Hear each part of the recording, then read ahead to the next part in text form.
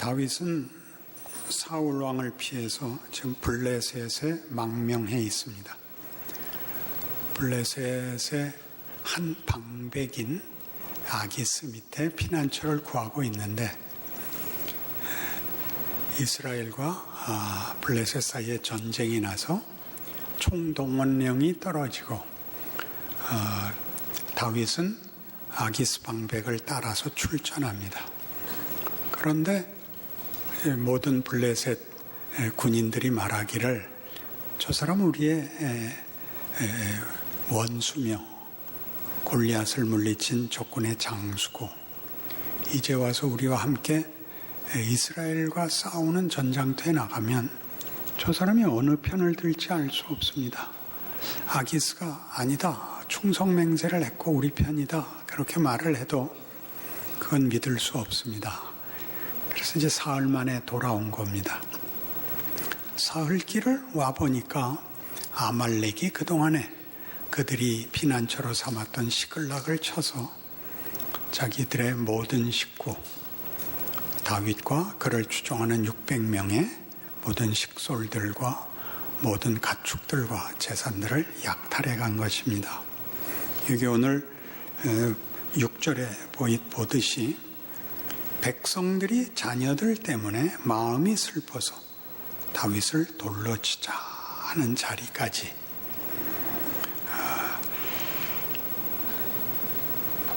다윗이 너무 다급해서 정말 죽고 싶었을 것이고 대책이 없었으나 그의 하나님 여호와를 힘입고 용기를 얻었다. 그리고 그 뒤에 구절들을 보면 따라잡아서 자기들이 뺏겼던 식솔들을 다 구하고 재산도 구하고, 그리고 그 아말렉이 다른 데서 쳐서 가지고 왔던 전리품까지 다 빼앗아서 돌아와 그 전리품을 나누고, 또 자기가 속해 있는 유다 지파의 모든 지방들에게도 선물로 보낼 만큼 넉넉히 이 승리를 가지게 됩니다. 지금의 실패와 절망을 반전시키는, 만회하고 더 가지고 하는 일들을 기록하고 있습니다. 우리는 이미 28장을 볼 때 사울이 그가 만난 현실적 절망, 블레셋의 침공 아래 대책이 없는 왕으로서, 한 나라의 책임자로서 대책이 없는 현실에 절망하여 그것을 해결하기 위하여 과거로 돌아갈 수밖에 없었던 장면을 보았습니다. 죽은 사무엘을 만나죠. 오늘의 절망은 어제의 실패의 그 원인이 있다라고 생각하기 때문입니다. 그리고 오늘이 절망스러운 만큼 그에겐 내일이 없습니다. 그래서 최후의 발버둥을 과거로 돌아가서 사무엘을 부를 수밖에 없었다면, 다윗은 오늘의 실패에서 하나님을 힘입어 미래로 나갑니다. 하나님께 여쭙지요. 제가 따라가면 저들을 따라잡을 수 있습니까? 그럴 수 있다. 내 빼앗긴 것들을 다 회복할 수 있다. 이길 수 있습니까? 이길 수 있다. 이렇게 하나님께서 그의 용기를 북돋고 또 약속하고 또 실제로 그 결과를 얻습니다. 우리는 쉽게 사울은 왜 그러지 못했는가? 사울은 왜 실패했는가? 다윗이 가진 이 믿음 혹은 이 용기, 또 여호와께 구하는 그 일이 다윗에겐 일어나고 사울에겐 왜 일어나지 않았나? 이렇게 반문하게 됩니다. 그러나 기억해야 할 것은, 우리 사무엘서를 하면서 처음에 전제로 읽는 관점, 이해하는 방법에 대한 설명에서 드러났듯이 이 문제는 이런 대조입니다. 하나는 믿음을 가졌고 하나는 믿음을 가지지 않았다, 이렇게 간단한 얘기가 아니라 인간이 자기의 최선을 다 기울여서 얻을 수 있는 게 절망밖에 없는 한 인간과 하나님이 도우심으로써 절망할 수밖에 없는 데서 내일과 운명이 바뀌고 그의 인생을 승리케 된 다윗과를 비교하고 있습니다. 두 사람의 차이가 아니라 하나님이 외면한 사람과 하나님이 만나준 사람과의 차이, 하나님이 있는 자와 하나님이 없는 자의 차이를 대조하고 있는 것입니다. 우리는 그럼 누구인가 이렇게 자주 물어옵니다. 나는 하나님이 외면한 사람입니까? 나는 하나님이 만나준 사람입니까? 그렇게 물어보면 만나준 사람이다. 그게 답입니다. 그러나 그 얘기를 이렇게 성경이 얘기하는 컨텍스트를 다 연결해서 그것이 가졌던 역사성을 확인하지 않으면 이것은 모호한 주문같이, 모호한 어떤 개념같이만 남게 되면 여러분들이 이런 절망에 빠졌을 때 성경이 요구하는 하나님이 주시는 위로와 권면과 돌아섬이 실제화되지가 않습니다. 여기에 구약 성경의 가치와 신약 성경에서의 그 해결이 손을 잡아 우리의 현실을 구하는 힘이 생기게 되는 것입니다. 사울에게서 일어나는 모든 실패는 우리에게서도 늘 일어나는 실패요. 다윗에게서 일어나는 승리, 은혜의 승리는 예수 안에서 우리의 것인 모든 신자들의 현실입니다. 그 둘을 묶는 성경의 설명을 따라가 보십시다. 마태복음 16장입니다.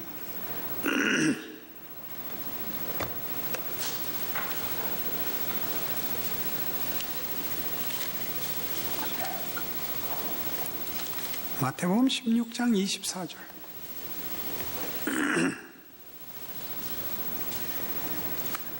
이에 예수께서 제자들에게 이르시되 누구든지 나를 따라오려거든 자기를 부인하고 자기 십자가를 지고 나를 따를 것이니라. 제자도로 알려진 유명한 예수님의 부르심입니다. 아무든지 나를 따라오려거든 자기를 부인하고 자기 십자가를 지고입니다.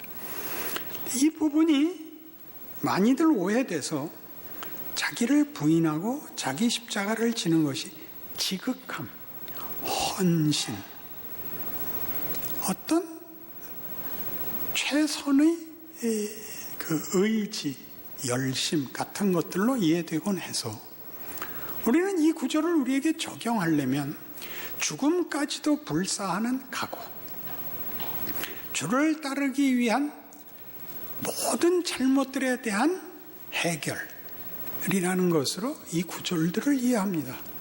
그러니까 주를 따르려거든 한 점의 부끄러움도 없는, 주를 위해서 모든 것을 버리고 헌신한 신실하고 부끄러울 것 없는 정성으로 주를 만나기 위해서 해야 되는 일이 나의 흠과 자책과 절망들을 씻어내는 것이 우선하는 회개에 집중이 됩니다.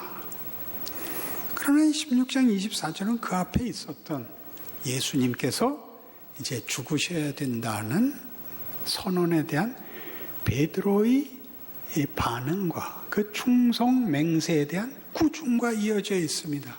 무엇이었죠? 내가 죽어야 된다. 안 됩니다. 죽으시면 안 됩니다.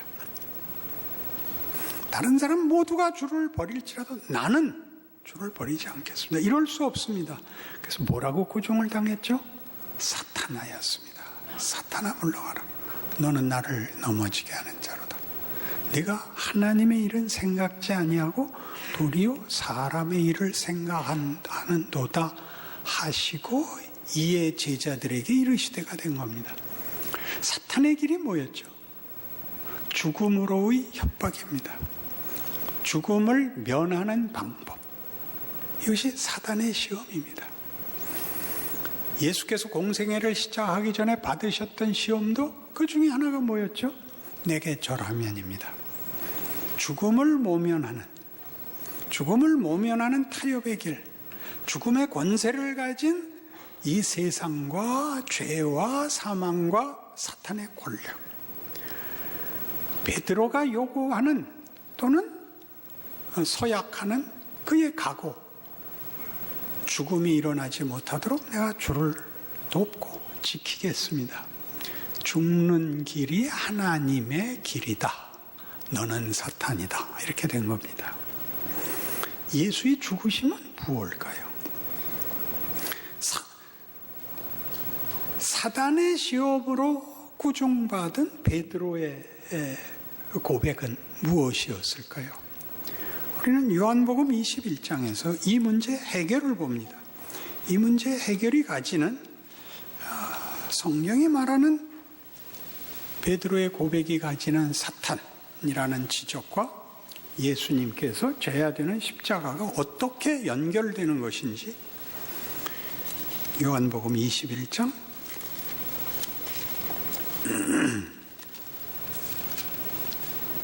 15절. 그들이 조반 먹은 후에 예수께서 시몬 베드로에게 이르시되 요한의 아들 시몬아 네가 이 사람들보다 나를 더 사랑하느냐 하시니 이르되 주님 그러하나이다. 내가 주님을 사랑하는 줄 주님께서 아시나이다.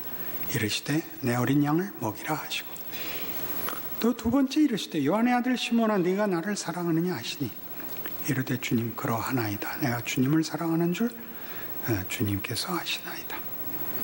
이르시되 내 양을 치라 하시고 세 번째 이르시되 요한의 아들 시몬아 네가 나를 사랑하느냐 하시니 주께서 세 번째 네가 나를 사랑하느냐 하심으로 베드로가 근심하여 이르되 주님 모든 것을 아시오매 내가 주님을 사랑하는 줄 주님께서 아시나이다. 예수께서 이르시되 내 양을 먹이라. 이렇게 됩니다. 부활하신 주께서 베드로에게 나타나셔서 세 번 묻습니다. 네가 나를 사랑하느냐? 내가 이 모든 사람들보다 나를 더욱 사랑하느냐? 무슨 경우를 말하자면 이어서 이 질문이 나온 거죠. 내가 모든 사람이 주를 버릴지라도 였거든요. 내가 나만은 주를 부인하지 않겠습니다. 주를 따르겠습니다. 묻죠. 이 사람들보다 네가 나를 더 사랑하느냐? 그렇습니다.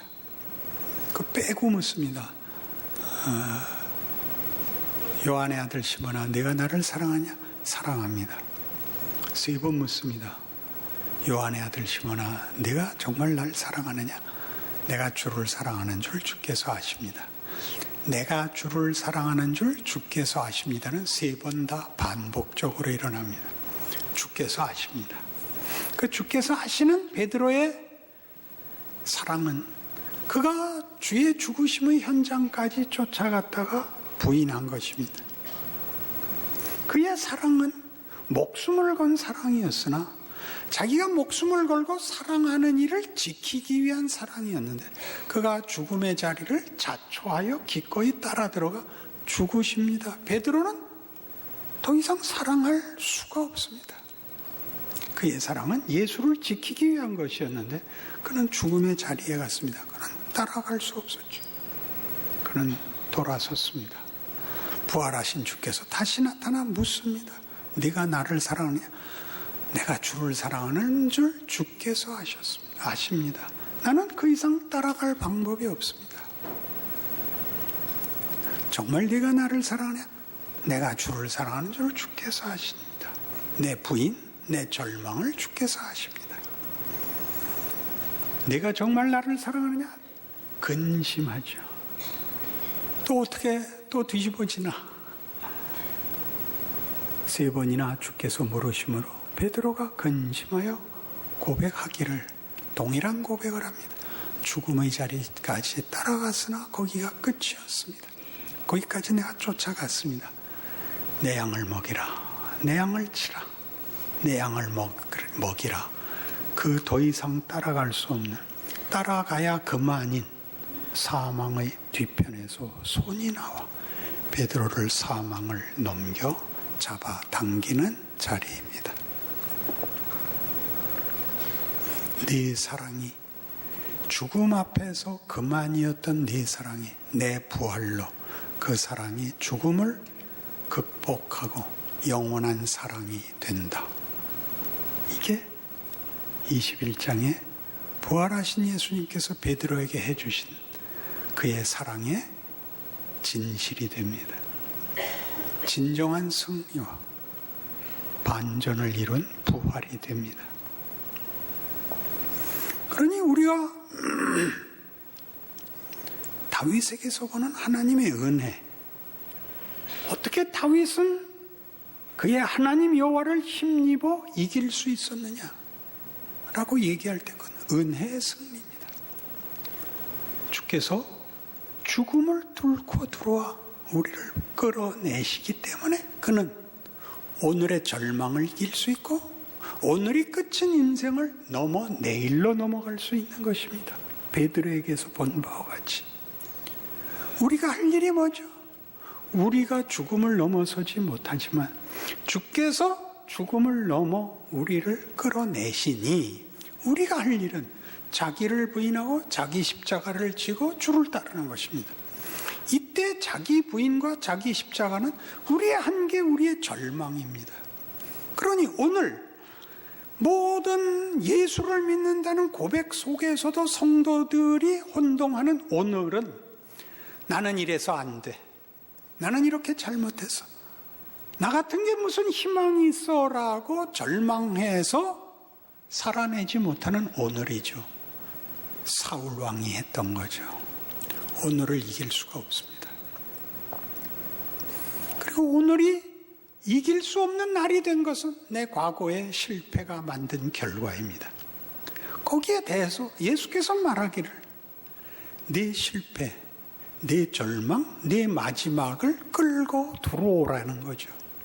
해결하고 들어오라 그러지 않습니다. 그걸 끌고 들어와라. 그 자식들이 잡혀간 일로 인해서 부하들이 다 돌로 다윗을 치자고 했습니다.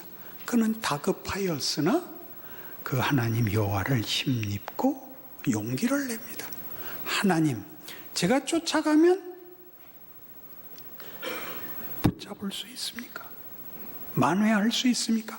할 수 있다. 이길 수 있습니까? 이길 수 있다. 역사적 사건으로 은혜가 하는 일, 하나님이 하는 일을 우리 앞에 꺼내놓은 것입니다. 여러분이 자폭과 자책과 절망으로 이건 아니야 라고 한 날, 그날 그걸 씻어내는 일로 시간 허비하지 마시고 주여 붙들어 주시옵소서. 난 끝났습니다. 주께서 나를 위하여 십자가를 지시고 새 인생 열어놓고 사망을 극복하셨다 약속하셨어요. 나 내일을 바라봅니다. 그렇게 앞날을 향하여 돌이키라는 겁니다. 네가 그 꼴을 하고 이 말 할 수 있냐? 그러니까 복음이고, 그러니까 십자가고, 그러니까 부활이라 그러는 거지. 내가 잘해서 받는 보상이라면 무슨 그게 기독교며 복음이며 십자가를 앞에 세우겠느냐? 성경이 하고 싶은 얘기입니다. 왜 돌아서냐? 왜 자폭하냐? 누구 마음대로 십자가로 한번 맞아볼래요? 어디서 틀리는지 아시겠어요? 할 말이 없는 사람들이라고요.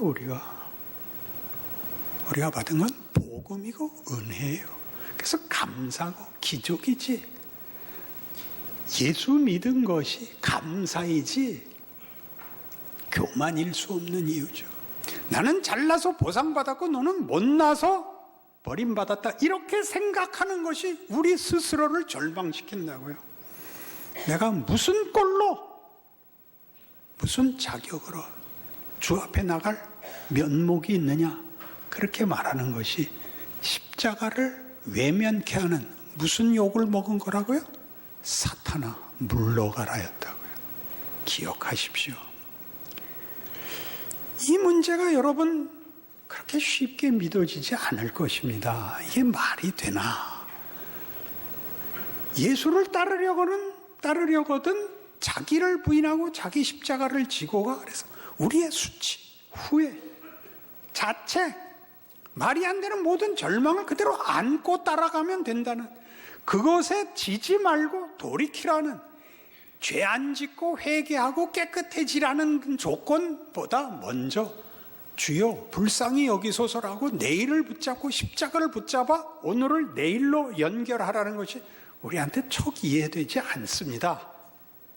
그래서 증거를 우리가 외면할 수 없는, 그리고 우리 마음에 흡족한 증거를 성경에 이렇게 기록해 놓았습니다. 사도행전 9장입니다. 사도행전 9장.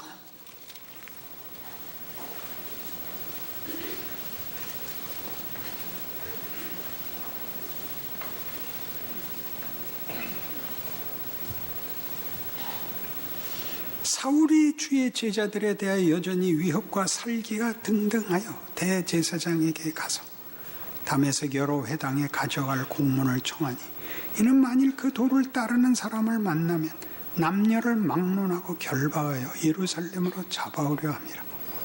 사울이 길을 가다가 다메섹에 가까이 이르더니 호련히 하늘로부터 빛이 그를 둘러 비추는지라.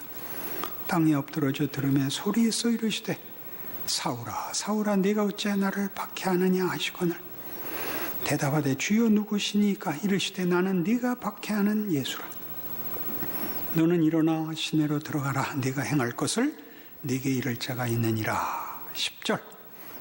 그때 다메섹에 아나니아라는 제자가 있더니 주께서 환상 중에 불러 이르시되 아나니아야 하시거늘 대답하되 주여 내가 여기 있나이다 하니 주께서 이르시되 일어나 집가라 하는 거리로 가서 유다의 집에서 다섯 사람 사울이라 하는 사람을 찾으라.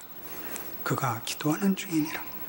그가 아나니아라 하는 사람이 들어와서 자기에게 안수하여 다시 보게 하는 것을 보았느니라 하시거늘 아나니아가 대답하되 주여 이 사람에 대하여 내가 여러 사람에게 듣사온즉 그가 예루살렘에서 주의 성도에게 적지 않은 해를 끼쳤다 하더니 여기서도 주의 이름을 부르는 모든 사람을 결박할 권한을 대제사장들에게서 받았나이다 하거늘 주께서 이르시되 가라. 이 사람은 내 이름을 이방인과 임금들과 이스라엘 자손들에게 전하기 위하여 택한 나의 그릇이라. 그가 내 이름을 위하여 얼마나 고난을 받아야 할 것을 내가 그에게 보이리라. 그러니까 바울은 아무 준비도 안 했고 주 앞에 찾아 나오지도 않았습니다. 반대길로 간 정도가 아니라 이리 가는 사람들 핍박하고 잡아 가둔 사람입니다. 그를 하나님이 무지와 반발과 그 못난 짓 속에 손을 내밀어 이렇게 붙잡아 끌어넣는 장면입니다. 바울은 아무 준비도 되어 있지 않았습니다. 살기가 등등해서 지가 잘하는 줄 알고 힘차게 구령부터 붙이고 사나이로 태어나서 할 일도 많다만 너와 나 다메섹에 가서 이 새끼들 붙잡아 그대로 아포칼 한 방에 끌려옵니다. 주여 니시오니까 나는 네가 박해하는 예수니라. 얼마나 기가 막힌 반전입니까? 이 앞에 무슨 조건과 이유와 자격이 붙어 있습니까? 아나니아가 한 말 그대로 아닙니까? 주여 내가 이 사람에 대해서 잘 압니다. 이놈은 나쁜 놈입니다. 이놈은 아닙니다. 내가 택한 나의 그릇이다. 누구를 위해? 임금들과 이방과 이스라엘 자손을 위하여 택한 나의 그릇이다. 할 말이 없는 겁니다. 바울이니까 에베소서 1장에 가실래요?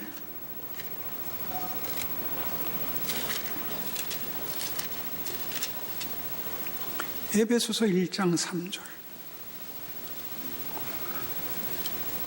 찬송하리로다. 하나님 곧 우리 주 예수 그리스도의 아버지께서 그리스도 안에서 하늘에 속한 모든 신령한 복을 우리에게 주시되 곧 창세전에 그리스도 안에서 우리를 택하사 우리로 사랑 안에서 그 앞에 거룩하고 흠이 없게 하시려고 그 기쁘신 뜻대로 우리를 예정하사 예수 그리스도로 말미암아 자기 아들들이 되게 하셨으니 이는 그가 사랑하시는 자 안에서 우리에게 거저 주시는 바 그의 은혜의 영광을 찬송하게 하려는 것이라. 바울은 갈라디아서 1장에 하면 모태로부터 나를 택한 자 이렇게 되어 있습니다. 우리는 창세전에 그리스도 안에서 택한 자입니다. 군번이 우리가 빠릅니다. 기억하십시오. 창세전에 그리스도 안에서 우리를 택한 존재들입니다. 반전은 모두에게 일어납니다. 왜 그런 방법을 택하시는지는 모르겠는데 못난 짓하고 말이 안 된 짓에서 뒤집어 하나님이 목적하신 것을 이루시고야 말 것이랍니다. 아멘이 옳시다. 여러분들 중에 누가 감히 나는 원래 내가 준비됐고 나는 예수 없이 하나님의 자녀가 될 수 있는 자였고 너희는 예수로 말미암아서 된 자니 우리가 더 낫다 이렇게 말할 수 있는 사람이 어디 있으며 현실적으로 십자가 없이 우리의 오늘을 하나님께 묶을 수 있는 다른 방법이 있는가 생각해 보십시오. 이 모든 일에 여러분이 기독교가 증언하는 복음과 예수를 믿는다는 말이 무슨 말인지 아셨다면 여러분의 오늘을 포기하거나 체념하거나 원망할 이유는 하나도 없습니다. 우리의 못난 것과 자격 없는 것이 고스란히 하나님의 손에서 뒤집어질 수 있으며 영광과 승리와 은혜와 하나님이 함께 하시는 기적으로 우리의 생애를 채울 수 있다고 어느 날이나 믿으시고 이기시고 여러분의 잘못을 밟고 일어나 하나님의 사람으로 내일을 기다리실 수 있어야 됩니다. 그 생애를 살아내시는 기적의 인생 축원합니다.